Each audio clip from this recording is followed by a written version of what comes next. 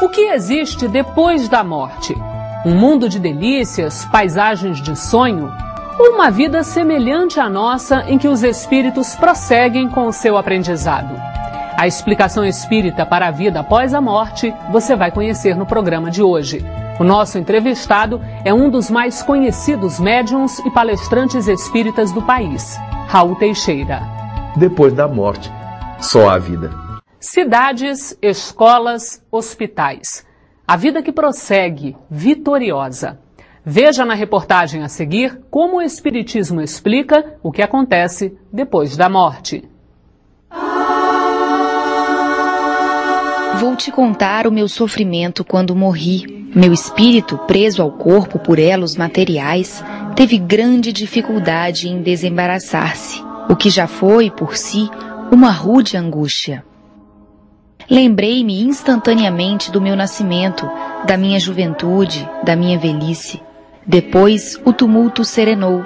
Eu estava livre e o meu corpo jazia inerte. Ah, meus caros amigos, que prazer se experimenta sem o peso do corpo.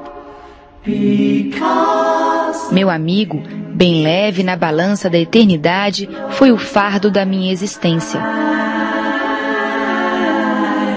Muito se discute a respeito do que acontece após a morte.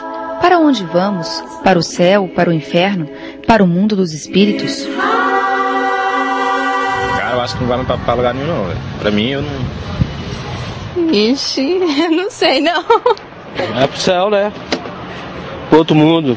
Não tenho a menor ideia, não penso nisso. Eu acredito que vai pro céu. Vou pro céu. Eu acho que as pessoas vão pro céu, né? Eu queria ir pro colo da minha mãe. Allan Kardec, no livro O Céu e o Inferno, nos informa que a maioria das pessoas, mesmo que intuitivamente, acredita na sobrevivência do espírito após a morte do corpo. A doutrina espírita afirma: a morte não é o fim. O espírito vive a plenitude da vida no mundo espiritual. A vida vai continuar semelhante à da Terra, com os problemas da Terra e às vezes aumentados, porque a pessoa no plano espiritual vai ter percepções que não tinha aqui na Terra. Agora, o que vai acontecer do lado de lá? Vai depender do que nós fizemos do lado de cá, porque a vida lá vai refletir o nosso comportamento aqui. Então nós vamos colher do lado de lá o que nós plantamos do lado de cá. Nós podemos nos arrepender em qualquer plano da nossa vida, seja na vida física, como encarnado, seja na vida espiritual. Então nós vamos ter novas chances, de acordo com a nossa boa vontade, de nós mudarmos o nosso comportamento, de nós combatermos os nossos vícios. O livro Nosso Lar, do espírito André Luiz, psicografado por Chico Xavier, foi o primeiro relato detalhado da vida além-túmulo. Era uma vida semelhante a uma vida aqui da Terra, era um plano mais ou menos materializado, apesar de já ser no plano espiritual. Então lá havia estruturas semelhantes aqui da Terra, havia cidades, havia ruas, havia plantas, havia casas, havia institutos, havia toda uma estrutura, havia hospitais, onde ele podia trabalhar. Então o nosso lar é uma descrição de um plano de trabalho no plano espiritual, onde nós vamos aprender a ser útil ao nosso semelhante. No livro Nosso Lar, percebemos que as cidades terrenas são cópias imperfeitas das cidades espirituais. Lá também existem governos, construções, hospitais, jardins e sistemas de transporte. A pergunta que durante séculos causou medo e incerteza, agora é mais um motivo de esperança. Para onde vamos depois da morte? Depois da morte, voltamos para a verdadeira vida.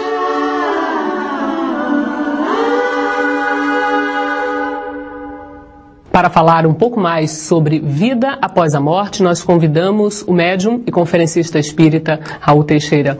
Raul, morremos e a partir daí? Estamos num longo e profundo sono ou há alguma vida após essa morte? Não, Cláudia, a morte, ao contrário do que muita gente pensa, é a continuidade da vida. Aliás, é a própria essência da vida. Se não houver morte, a gente não tem noção de vida.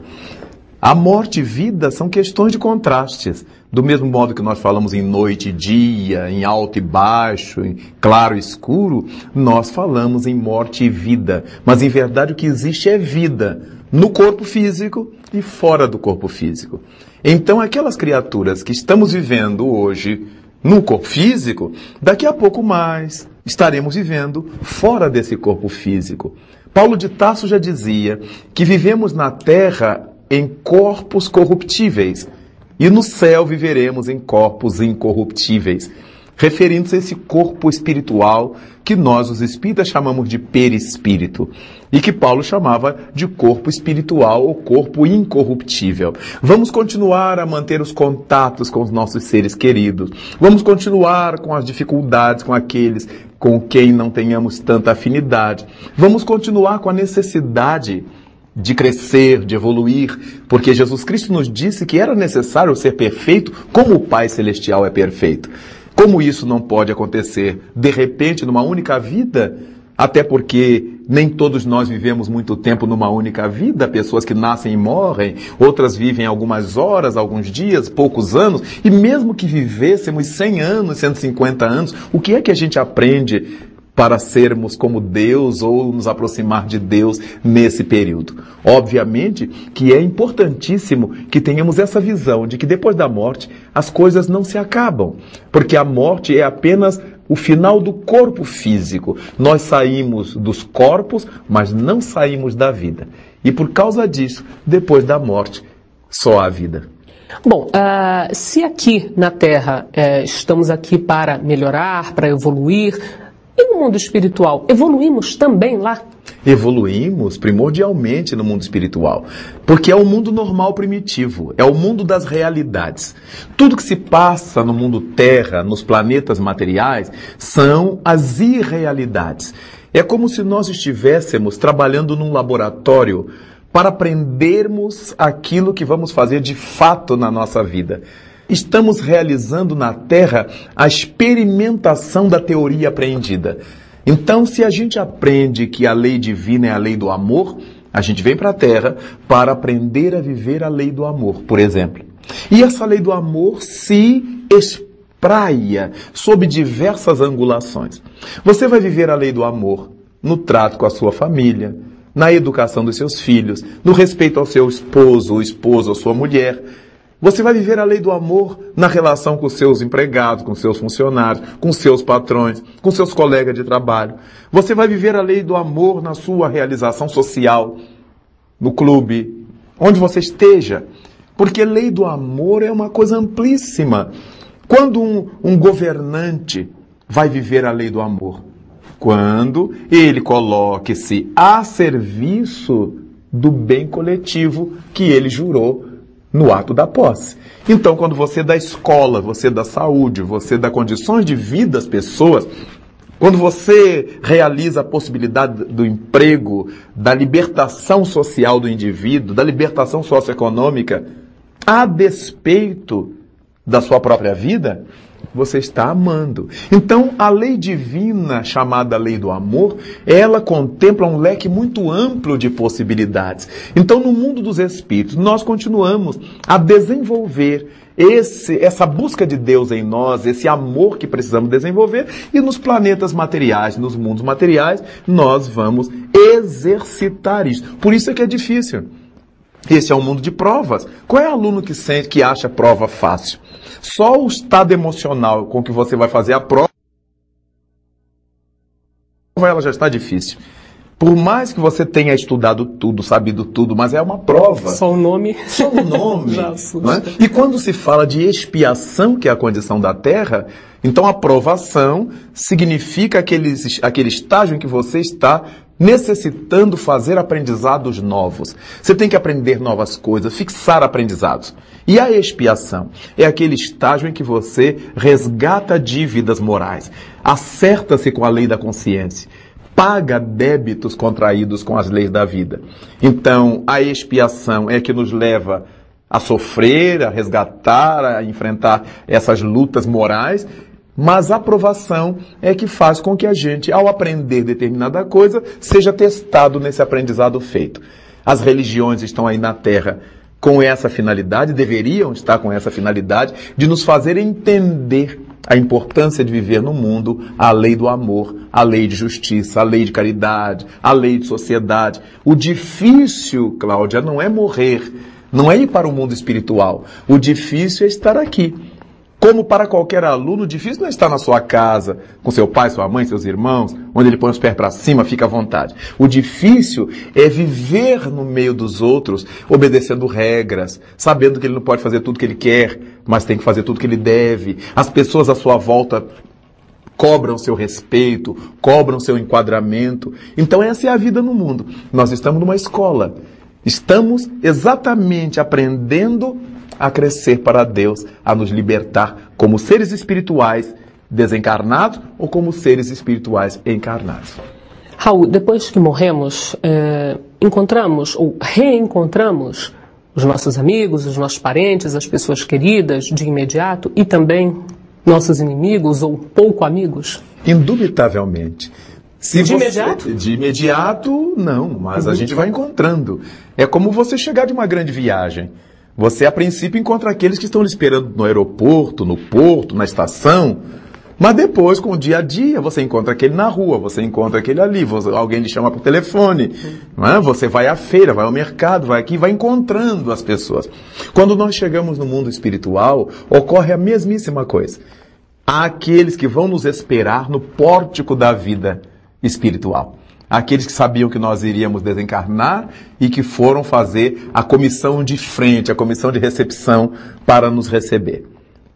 E aí nós somos levados para esse estado de repouso, que a gente precisa muitas vezes sair do corpo lúcidos, ativos, e depois é que relaxa. Muitas vezes a gente sai do corpo e não tem a noção de que desencarnou.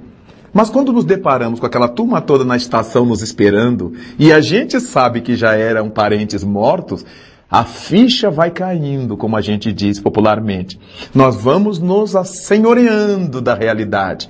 E esses nossos seres queridos vão tratando de pouco a pouco nos informar, nos confirmar que nós já não fazemos parte da vida corporal. Mas há situações em que nós desencarnamos completamente anestesiados. Entramos no mundo espiritual completamente sem memória de nada, como se estivéssemos num estado de coma. E só despertamos depois de muito tempo.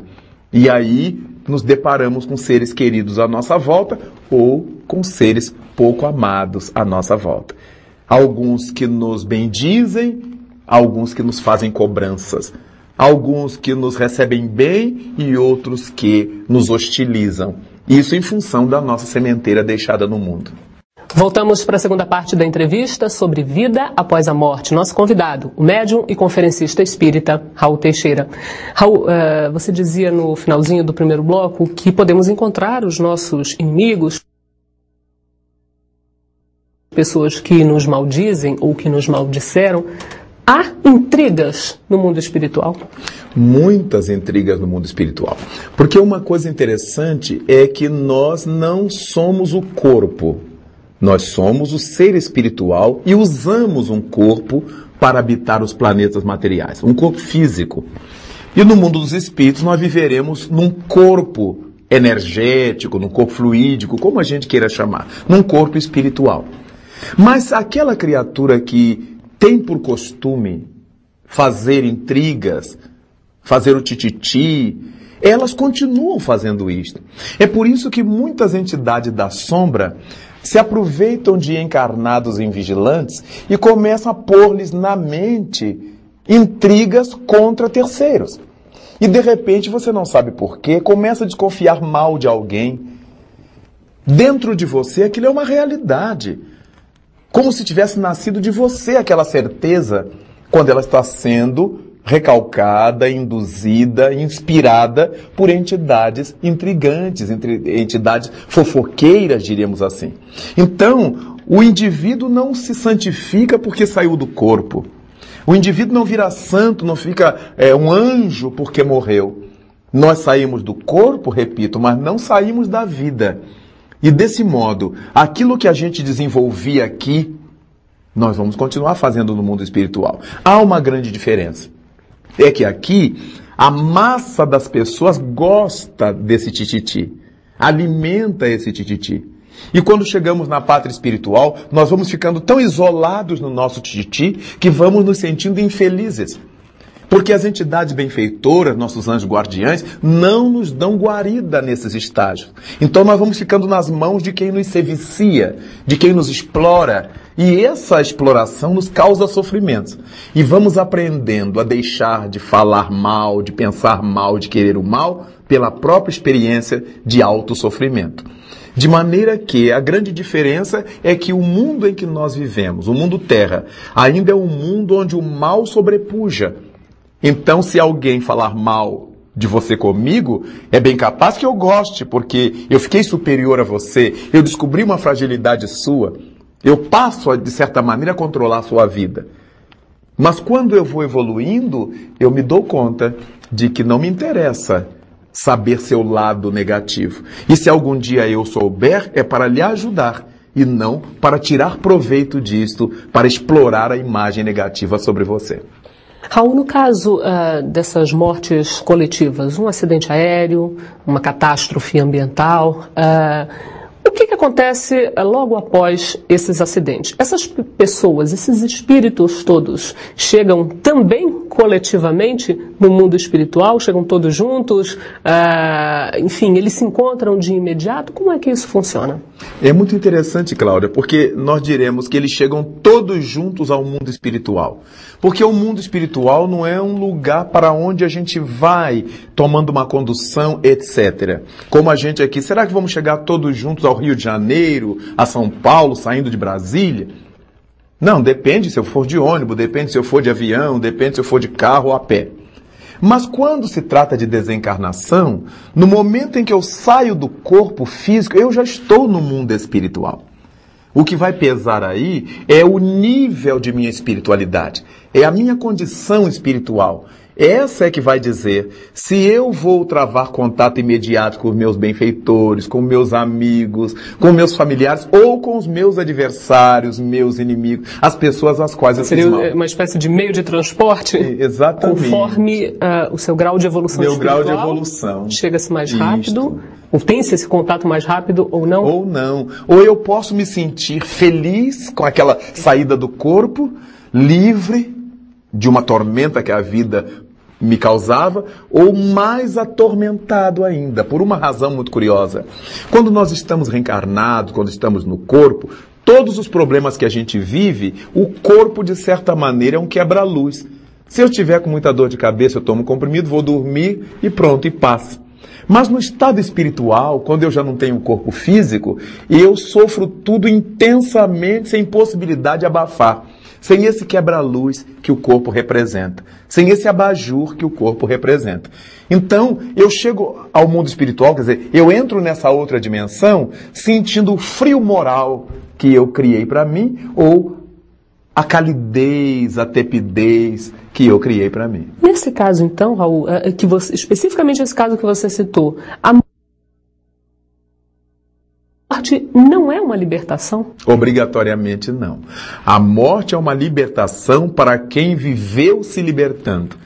A morte é uma escravização para quem viveu se escravizando. Quem é que vive se libertando? Quem é que vive se escravizando? Vive se escravizando a pessoa que põe todas as suas fichas nas coisas que vão ficar aqui. O meu valor maior é meu carro, é minha casa, é minha mulher, é meu marido, é meu filho, é meu isso, é meu aquilo. Obviamente, na hora que eu tenho que deixar para trás tudo isto, eu estou escravizado. Eu estou numa tormenta sem tamanho. Quando nós vivemos no mundo, usando as coisas, sem permitir que essas coisas nos usem, eu não sou escravo da minha casa. Eu adoro a minha casa, mas se eu tiver que ficar sem ela, eu vou ficar feliz do mesmo jeito, eu vou viver do mesmo jeito. Eu adoro o carro que eu tenho, mas o dia que eu não tiver, eu tenho minhas pernas, eu serei feliz do mesmo jeito. Essas são as pessoas que vão se libertando enquanto estão vivendo no corpo físico. E quanto à nossa família, eu não tenho que pôr na minha cabeça que meu filho é meu patrimônio, que minha mulher é minha mulher, que meu marido é meu marido. Nós estamos marido e mulher, nós estamos pais e filhos, nós estamos irmãos biológicos, mas em verdade nós somos membros dessa grande família universal. Então, embora amando a esposa, o filho, o marido, o parente, o amigo, nós tenhamos sempre essa certeza de que um dia nós vamos ter que atravessar essa grande ponte levadiça do mundo espiritual, em que cada um vai se ligar à sua sintonia espiritual. Não é o parentesco consanguíneo da Terra, é a nossa vinculação psíquica. Se eu, filho de uma mãe santa, for uma alma atormentada, eu vou ter que me vincular a almas atormentadas. É a lei de justiça que a divindade criou. De modo que a gente vai vivendo no mundo sabendo que ninguém é de ninguém, como diz a música popular. E a partir disto aí, nós aprendemos a amar as pessoas sem desejar possuir as pessoas, sem desejar ser donos das pessoas. E isso nos liberta fundamentalmente. Raul, muito obrigada por mais essa